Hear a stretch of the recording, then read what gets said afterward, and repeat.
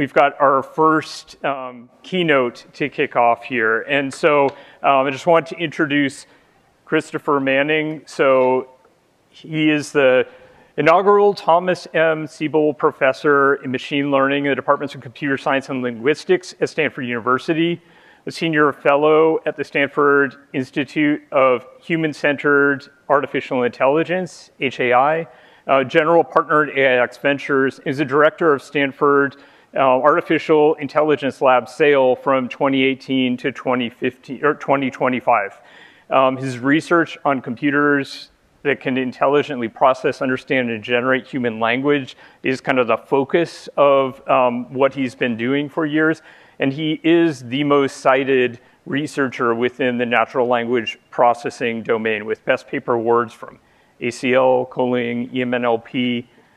The list goes on, Kai. So without further ado, I will hand off to Christopher Manning, and we are thrilled to hear your talk. Thank you. Hi, everyone, and thank you for the kind introduction, Jeremy, and it's great to be here. This is actually the second time I've given a keynote at a BayLearn. The previous one was precisely in 2014, that one other time that BayLearn was held in an academic institution, the University of California at Berkeley. Let's see, I recently turned 60.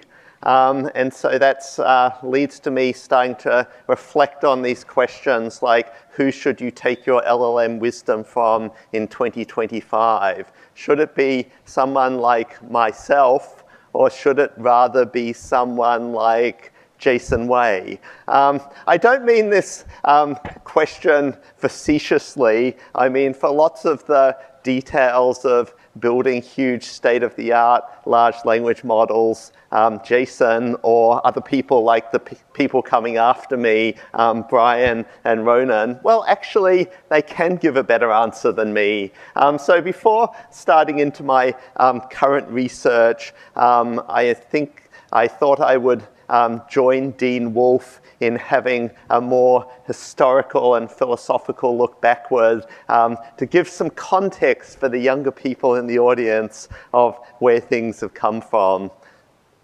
So we live in an absolutely extraordinary time at the moment that we're seeing this mind-blowing revolution in artificial intelligence, which essentially dates to the unexpectedly successful release of the ChatGPT large language model in November of 2022.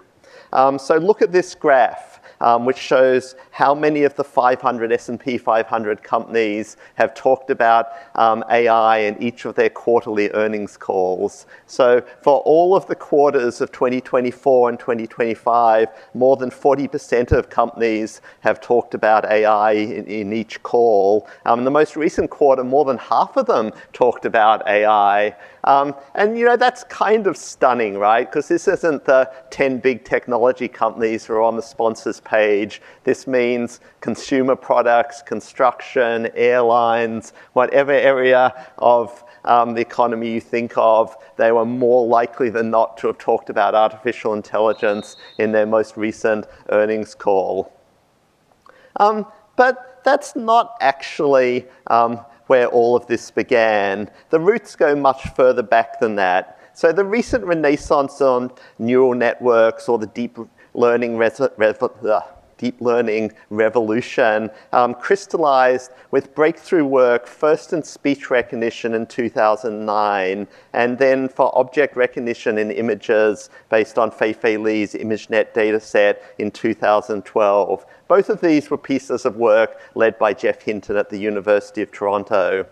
The ImageNet work became the seminal breakthrough in deep learning, but actually it was the earlier event, the language understanding event of speech recognition, that had much more commercial impact. So it was quickly adopted by major technology companies like Microsoft and Google, and led to this sea change where now we have mobile phones that actually understand what you're saying when you speak to them.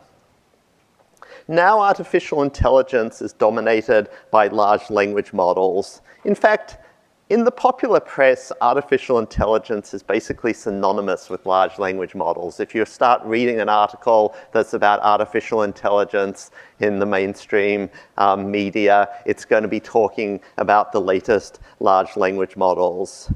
And, you know, I think we're getting to this point that we just accept the amazing feats that they do. But, you know, as someone who's been working in NLP for 30 plus years now, I mean, it's just amazing what you can now do with these large language models, right? For most of my career in natural language processing, you could barely do anything in understanding natural language. Whereas nowadays, the game is almost finding what they can't do. So until recently, I tended to use as an example of this talk, examples like this one of getting the large language model to produce a sonnet that conforms to crazy restrictions, like starting each line with the letter W, and it does it. But you know, the truth of the matter is you don't actually need a state-of-the-art large language model today to achieve that. GPT-4 did it just fine. And so, you know, long ago, I used to actually do theoretical linguistics and work on syntactic topics like syntactic ergativity in Greenlandic Inuit. So I thought I'd try for GPT-5, asking it about arguments for and against the status of syntactic ergativity in Greenlandic Inuit. And, you know, well, partly it's obviously basing itself on academic articles it's going and retrieving, but it actually does a very good job at organizing from multiple sources and providing a coherent set of arguments before and against, in favor of and against that position as well. I mean, it's simply stunning. I mean, things were not always that way. So let me tell you a little bit of the earlier history of language models. And there's an interesting history here. So the very first academic conference I went to was ACL, the Association of Computational Linguistics, in 1993, when it was held at the Ohio State University as one of these conferences that a couple of hundred people turned up to. Now, I couldn't actually find a photo of ACL 1993, so this photo is my best simulation of the era, showing the then ubiquitous technology of academic conferences of the overhead projector. Maybe some of you younger people in the audience have never seen one of those before. This was what they were like. So at this conference, 33 papers were presented, one of which was mine. I was super stoked. And so in light of where we are today, you might wonder, well, how many papers about language models were there in 1993? And the answer to that was there were 0. And then if you ask an easier question, how many papers actually mentioned language model? And the answer to that was that there were 2 such papers. One was a paper by Pereira, Tishby, and Lee, which was about string, and they suggested that having good word clusters would help you with a class-based language model to combat sparseness. And the other one was from the IBM group, which was very influential in early NLP. And they had done pioneering work in language models, but here that they were talking about the limitations of context of the then dominant n-gram language models and how you needed to get further to language understanding. And so they were building probabilistic parsing models with history-based grammars. So, you know, with our 2020's hindsight, it's really surprising that no one was talking about language models. And, you know, it's surprising because language models are old. So why was no one working on them? I mean, how were they hoping to get to artificial intelligence? that if you look at the history of language models, the history of language models is now over 100 years old. So the first work on language models was by Andrei Markov. He's famous in the stats literature for pioneering Markov models, but the context in which he did so was producing consonant and vowel transition probabilities in Andrei Pushkin's novel Eugene Onegin. So in modern terminology, he was producing a character class-based n-gram model, where that was a character-based bigram model, was what was being presented. Then in the late 40s, Claude Shannon defined information theory. So, you know, if you're using cross-entropy loss in your PyTorch or JAX, right? That's Claude Shannon's role in defining that. But Claude Shannon explicitly worked on language models, and in particular n-gram language models where the previous n-1 words or characters are used to condition the next word or character in a tabular probabilistic based manner. And so he examined those to work out calculations of entropy, but also to use language models as text generation devices, just as we do today. And then in the mid-70s, Fred Jelinek's IBM group really got things underway. They actually coined the word language model for referring to a probabilistic distribution over text. And they showed how useful language models were for all kinds of language technology applications: spelling correction, speech recognition, machine translation. But the important thing to note is that at that point, I mean, this just wasn't regarded as a pathway to artificial intelligence. It was seen there was something that was useful for sort of low-level text prediction tasks, using the local context to predict the next word in a speech recognition system or something like that. If we were going to get to artificial intelligence, we needed to build models of memory, knowledge representation, planning systems, reasoning systems, all of these kind of things. I was at a dinner a month or two ago with a bunch of 20-somethings talking about how we were going to get to artificial general intelligence. And it seemed that all the 20-somethings believed the answer was data, that all we had to do was collect up more data and we'd get to AGI. And I think that's the story that people have learnt from computer vision. That the computer vision history kind of is written like this, that for most of the history of computer vision, people did tiny experiments with things like edge detectors on minute amounts of data.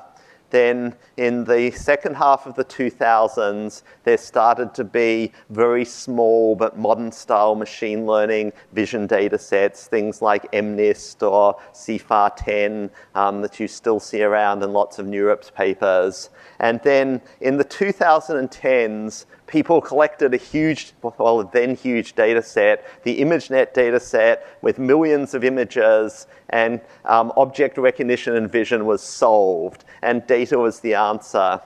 I think if you look more closely for the case of NLP, though, the story is different and somewhat more interesting. So this is the history of large language models in natural language processing. So the very first appearance of the trigram large language model in the NLP literature is in this very obscure 1998 paper from Taipei. It was primarily concerned with actually how you could deal with the storage of a corpus of this size and doing disk-based retrieval. Things really got underway in 2000 with the first introduction of a neural language model by Yoshua Bengio and colleagues. But they had to make a lot of compromises. I mean, in particular, you might note that they had to restrict the vocabulary to 31,000 words. So really, their biggest problem was that they didn't have enough compute to be able to build a big language model and see interesting effects from it. But if you then skip ahead a few years to 2007, things really got underway with large language models. In fact, large language model is right in the name of the title of the paper. People at Google took advantage of their Google search to collect together a huge corpus. They had no shortage of data at all. Like here they are in 2007 building a language model over a 2 trillion word corpus, stunningly large.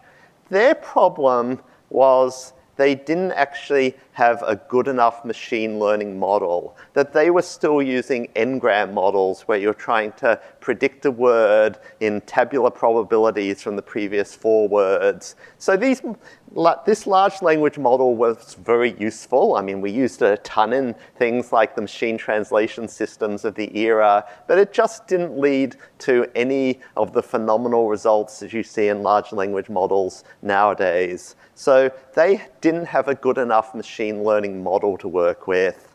And so then things skipped ahead to 2018, and that's when the first GPT was produced by a tiny team led by Alec Radford. And, well, they were building a neural network, and they had quite a lot of GPUs at this point, and so they had much more compute, but they were only building it on a 3 billion word corpus. And so it's really only there that things were being held back by not enough data. And so then a few years later, all of the parts of it came together, and then we had the large neural networks and the trillion-plus size corpus sizes, and then LLMs went brrr and got to the point where we are today. Okay, so that's the technological history, but I think even more than the technological history, that perhaps more important but less remarked on is this change of mindset that was needed to get us to large language models. I mean, in retrospect, we clearly could have been and should have been pushing large language models much earlier, that there was at least a lost decade there. And, you know, why didn't people do that? I mean, essentially, there was this disbelief that language models were really going to be useful for anything more than this kind of local text fluency use. Everyone believed that what you needed to do was start building a mapping from natural language to some kind of explicit semantics written in some formalized representation like logic. So that led to everybody who worked on language understanding in the 80s and the 90s and the 2000s to be trying to do these formalizations of meaning by some means or another. So that was something actually that I argued against in a talk that I gave in 2013, which I called Texts Are Knowledge, which argued that for human beings, we simply encode our knowledge as human language material. So why can't our computers deal with human language material as knowledge and be intelligent just like human beings can? And, you know, this ultimately proved to be the right idea, but it took people a long time to realize this. So, you know, for the younger members of the audience who don't really remember our world before the World Wide Web, let me give you a sense of how this used to be. In this talk from 2013, I quoted some remarks by this guy, Jeremy Zawodny. So he was someone who worked for many years at Yahoo. More recently, he actually was an engineer at Craigslist, if you know Craigslist. He retired last year. But, you know, this is what he said on his blog in the 2000s. Back in the late 90s, when I was building things that passed for knowledge management tools at Marathon Oil, there was all this talk about knowledge workers. These were people who'd have vast quantities of knowledge at their fingertips. All they needed was ways to organize, classify, search, and collaborate. I think we've made it. But the information isn't organized like I had envisioned a few years ago. It's just this big, ugly mess known as the web. Lots of pockets of information from mailing lists, weblogs, communities, and company websites are loosely tied together by hyperlinks. There's no grand schema or centralized database. There's little structure or quality control, no global vocabulary. But even with all that going against it, it's all indexed and easily searchable thanks largely to Google and the companies that preceded it. Most of the time, it actually works. Amazing. And so this was the mind shift change that was needed, which happened, first to realize the value of all that, just collecting this unstructured data, largely in human language, and then a second generation of this, which has then been able to utilize and transform this knowledge through the power of large language models. And so the end result of that is this surprising victory of NLP. And, this actually gives me a bit of a chuckle, because Dean Wolfe was referring back to the early neuropses that had a couple of 100 people. Another factor in all of those early neurops for about the first 15 or more years is, no one at them was interested in natural language processing. The community was dominated by machine learning people, but the machine learning people sort of were happy dealing with vision data sets because those were kind of clean vectors and matrices that they knew what to do with. But, human language, well, it was this weird stuff of strings of variable length, and the NLP people wanted to put parse trees over it in those days and things like that. NLP people were completely on the margins of the neurops world, and they were also completely on the margins of the artificial intelligence world, conferences like AAAI and IGCAI as well. And so it's actually just this amazing turnaround that we've now come to this opposite world where for most people now, language models, the products of natural language processing, actually are AI. And so we have this flexible, informal, but ubiquitous, very old knowledge representation of human language, and it's just completely won over the formal languages that were invented in the 19th and 20th century. And this has led to amazing progress, even in more formal places. So we're seeing this amazing progress now in areas like math and coding using language models. So this is results on math level 5. So this is taking the hardest quarter of problems from US Math Olympiad style competition questions. So they're questions like this one on the right. You have two circles, one with radius r and the other with radius big R. You wish for the difference in the areas of these two circles to be less than or equal to 5 pi. If r plus r equals 10, what is the maximum difference in the lengths of the radii? Now, maybe if I thought hard, I could probably work out the answer to this question. But, it's not the obvious thing that I can just read that and say, oh, yeah, the answer is this. I mean, it's sort of actually mind-blowing that you could take this just generic language model device, which is just sort of predicting next token probabilities, and you could feed in this string of words to it, and somehow it's then able to come up with the correct answer. But that's precisely what we see, right? That over the last 2 years, the state-of-the-art language models have moved from being somewhere between 0 and 20% in answering these kind of questions to now that they're just sort of maxing out and getting basically 100% right. And you've probably also seen that just recently Google DeepMind got a gold medal in the IMO, actually in a team led by my former grad student, Tang Luong. And interestingly, you're seeing in Google's technology the same change, right? So Google did an IMO system in 2024 that had that got a silver medal, and it made use of formal representations, lean problem solvers, and things like that, whereas the 2025 system is purely working in the informal language of natural language. Okay, so that's fantastic. What is actually left after that to work on? And I think the answer to this is, although this progress is completely stunning in its impressiveness, that actually people are still greatly overestimating how close to human level intelligence we are.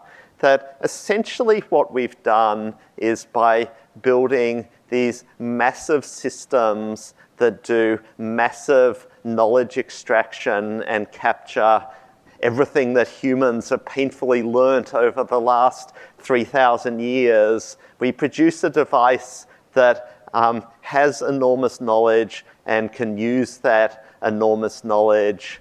But that's not actually the same as human intelligence. That human intelligence is centered around human beings with very little exposure to new situations, learning how they're going to be able to handle that. And so human beings can learn with orders of magnitude less data than our current AI models, right? So a human kid becomes a competent language user who understands a lot of stuff about the world with about 100,000 times less data than GPT-4, or probably more for GPT-5 gets. And so it sort of seems like we've got better we've got better human learning than we have machine learning. And part of that, it seems like, is that humans get much more systematicity out of the language that they absorb and the models that they make, so that they don't need to see so much data. Another big part of it is that humans work interactively to learn stuff, so that they can do little causal experiments to learn how things work. And sort of interaction is key to human learning, whereas our large language models aren't working interactively at all, right? So that's the sort of perspective of Alison Gopnik in The Scientist in the Crib. So in some of my recent work with students, I've been trying to sort of look at those two issues of how to get more systematic generalization and how to get more interactive learning. And so let me talk for the rest of the time about a couple of pieces of work in that direction. The first work by Robert Chodas when he was at Stanford. Okay. Modern transformers are brilliant, but we've made a kind of a compromise with the devil with modern transformers, that so as to have something that can operate very efficiently and quickly on GPU architectures, we've built a style of neural network which is simply a feed-forward neural network. And so that means that a transformer only sees the results of computations done on earlier layers. But if you want to do any kind of compositional calculation to work things out, for example, you want to do 5 plus 3 plus 2 and work out what it equals, well, you sort of have to add up 5 plus 3 first, and then you need to take the results of that and add 2 to it, and to get 10. And, for a regular transformer, that can't possibly be done by a single circuit at a single layer, because if it calculates 8 at one layer, it has to calculate 10 at a later layer. So what are transformers actually doing? I mean, is it that they've been given such a huge amount of data that they learn to emulate compositional behavior? So that even though it's sort of learning how to do addition multiple times in different places, it can do the first addition lower down, then use the partial results of that to do more addition higher up. So it is actually making use of sub-results and building up on top of sub-results. Is that how these transformers learn to reason and do things like math problems? And so we were looking a little bit more closely into, is that what happens?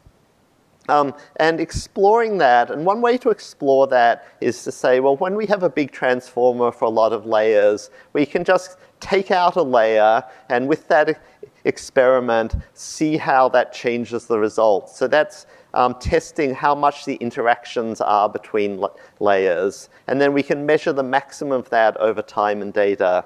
And if you do that and say, if I remove a layer, how much difference is it making to what follows? Well, what we find out is in the lower levels of the transformer, so this is on Llama 3.1, which is an 80-layer transformer. For sort of about the first 40% of the layers, there's strong interactions between the layers. But once you get beyond layer 40, there's much less interaction between the layers. And this graph includes when you consider producing the current token. If you look at how much influence it has on future tokens, it has even less effect. That it seems like the later layers aren't really doing much to affect future computations whatsoever. And so you might wonder, what are all the later layers of a transformer doing? And it seems like the later layers really aren't being used to produce sub-results that are used by subsequent calculations in the transformer at all. Really what they're being used to do is to do this incredibly detailed and careful refinement of the probabilities of the next token prediction. And so at each successive layer in the second half of the model, you're sort of really just gradually refining your way to doing the best next token prediction. Well, you know, that's a bit frustrating.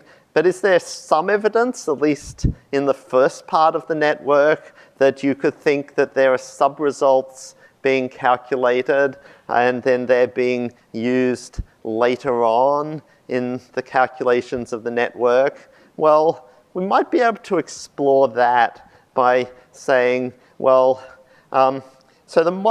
unlike the original view of the transformer where kind of the computations were seen as central, the modern view of the transformer is normally the central thing is this residual stream, which is just passing forward the same vector. And then the computations happen off to the side, which give additive modifications to that vector, both from the attention layers and then from the fully connected layers. So suppose at some point in the height of the network, we just erase the residual stream and replace it with an uninformative state. How much of a difference does that make to our forward computation? And if we do that and find out when it doesn't make any difference to our forward computations, we're essentially getting the same result that we saw before, that for the second half of the network, you can get rid of what's in the residual stream, and it makes no difference to your forward computations. And that's because it's only refining the probability estimate of the next token. But the second thing is, are we seeing any evidence of sort of, as you do compositional calculations, that you're using more of the depth? So this is doing a sequence of additions, 5 plus 7 plus 5 plus 3 plus 1 plus 7 equals. And no, the depth at which it does forward relevant computations just stays constant. There's absolutely no evidence whatsoever of it actually compositionally making further use of the depth of a transformer. So that seems frustrating and inefficient, and it seems like why we're not really getting this systematic generalization and transformers that human minds use to be efficient in calculation. And so what might you be able to do better than that? And one idea that's been around is the idea that we should instead be using universal transformers. So that if we want to be able to get the idea that we have an addition circuit which does addition here, but also does then addition higher up using the partial results already calculated. A way we could achieve that is putting the same parameters in each layer of the transformer so that we have a sort of a partially unwound recurrent network, and that's what a universal transformer does.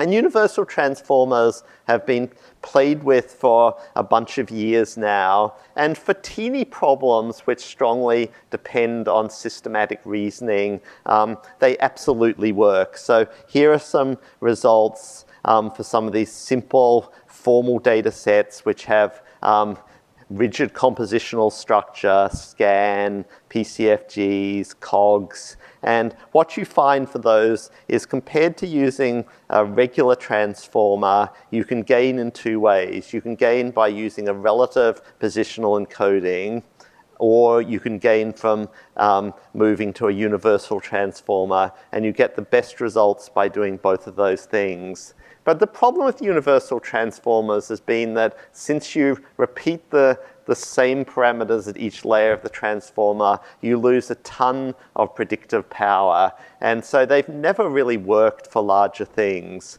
So this work was starting to sort of tie together some of the things that have been happening to produce a larger universal transformer that can actually work. So what are the things you need? So one part of it is using mixture of experts models, which have also become common in regular transformers.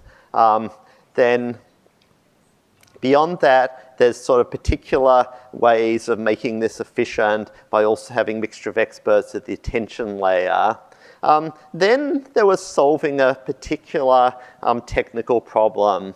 So if you look at the residual stream of a regular transformer, in particular the kind of pre-layer, this is down the weeds, the pre-layer norm transformers that everyone now uses in large language models, what you find is the magnitude, I guess the magnitude of the residual stream grows across the layers.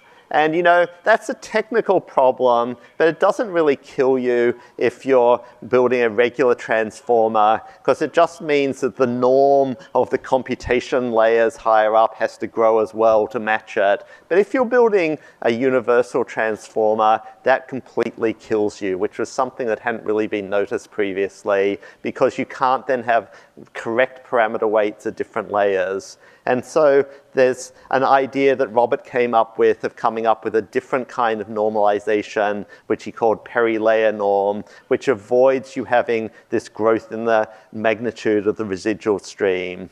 But then the final innovation was to say, maybe it's too simplistic just having one set of parameters that's repeated at every layer of a universal transformer. What people have noticed in mechanistic interpretability work on transformers is often you have multi-layer circuits that for a lot of the interesting things you'd like to compute in a transformer, you need 2 or 3 layers of transformer to produce an interesting circuits, for example, in the work on induction heads. And so what if we instead have a universal transformer where we repeat a 2 or 3 layer block? In particular, in our experiments, having 2 or 3 layer blocks repeated seemed to be optimal. Then if we put that together, we are actually able to provide for the first time a universal transformer of a medium scale. You know, we're not yet at big LLM scale, but up to 1 billion parameters, which is actually outperforming a regular large language model at large language modeling tasks. And interestingly, if you look at this mixture of experts transformer, or MOOT, it is actually seeming to more effectively make use of the deeper layers of its transformer to actually compute things versus the model that we looked at before. So that's still something that's, you know, needs further work. But one way or another, it seems like we need to get to more efficient models that have more systematic generalization through more compositional behavior than our current transformers that are very much sort of a brute force solution to it. Let's see. Time is chugging along, so I probably should about speed run the next bit rather than going through it in a lot of detail. But let me just at least say the idea of agents learning from interaction. And so there's been a ton of talk about agents, in particular agents that operate on the web. And there's going to be more talks about those later in the day. I mean, you know, there's a lot of excitement about agent technology. The reality is that most of the time, our agents are still quite brittle and fail quite a lot of the time. And it's not that I've fully solved this, but, you know, part of what you want to solve is how to get these interactive agents that learn. So there's sort of two standard ways to do large language models and agents. One is you just take your large language model and say, well, it can predict next words, so why don't I give it a context of here's this web page, and here are your possible actions, and here's your history. What would you like me to do on this web page? And feed it into your favorite large language model. And if you have a big enough large language model, for some sites that might work. But you know, if you go to a site that it knows less about, like Temu, or you head out into the long tail of sites like Espresso Parts, it probably won't work. Well, how might you deal with that? Well, the main way that's being dealt with at the moment in industry is to say more data. What we're going to have to do is do behavioral cloning with human demonstrations. So what we're going to do is collect data where human beings look at these different websites, do different things, we record those, and then we can use imitation learning, behavioral cloning, reinforcement learning style methods to learn to do the same thing as human beings. And to a reasonable extent, brute forcing works. But again, that's not how human beings work. You know, for human beings, you can show them a website that they've never seen before, and they'll say, well, let me poke around and see what I can do with this website. And well, it turns out with this website, what you can do is basically you can scroll with the mouse, and then you head into the depths of the ocean, and you see what's in the website. But a human being can discover this. And so in this work that I'm not actually going to describe all the technical details of, we were then looking to build a system that actually learnt by exploration, so it could start poking around in websites and see what it could do with them, and learn an ability to operate different websites based on exploration and interaction. And I think that's the kind of direction we want to help. And we were able to do that fairly successfully, so that we were able to build a system learning from interaction, which on a small 8 billion parameter LLM, once post-trained for this task, was able to outperform even GPT-4 scale models being used just out of the box, and outperforming other systems that have been trained by behavioral cloning to do the behavior of agents. Okay, I think I'd better stop now before I outweigh my welcome. So thanks a lot.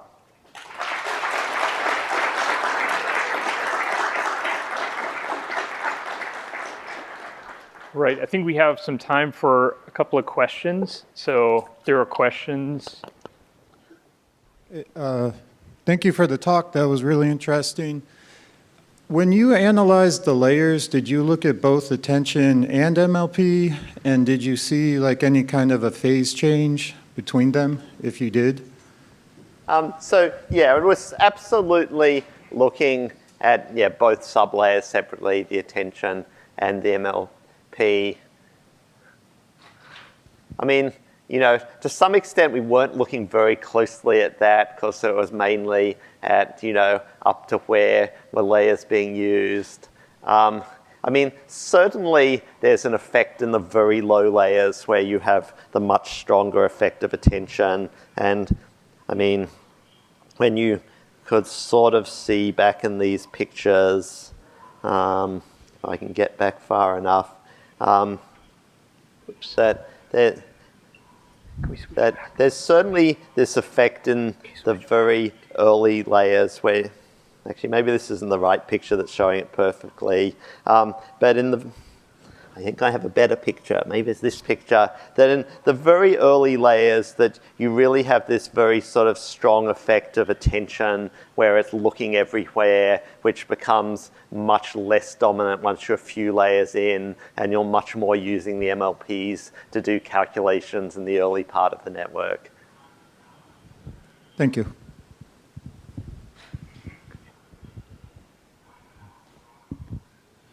Thank you very much, Chris, for the talk.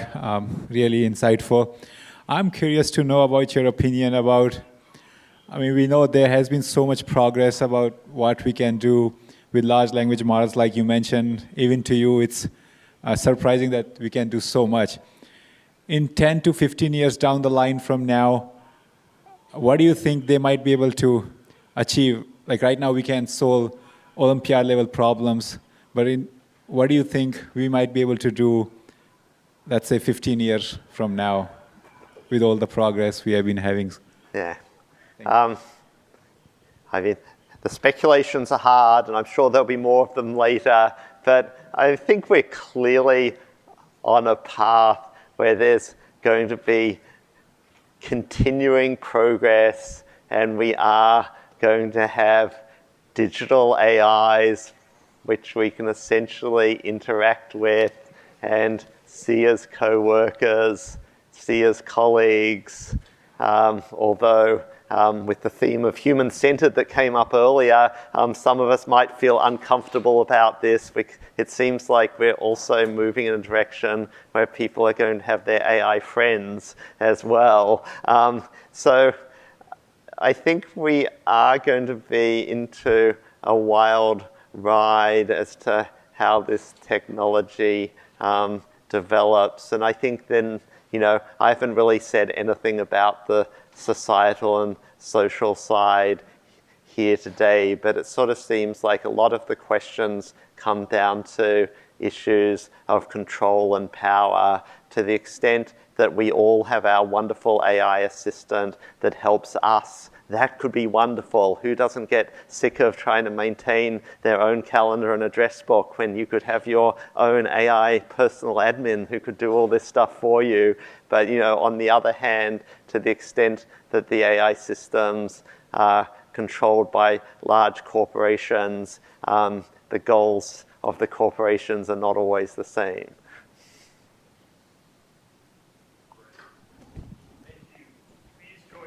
Thanking Christopher again. It was an amazing talk. Really appreciate it. Thank you.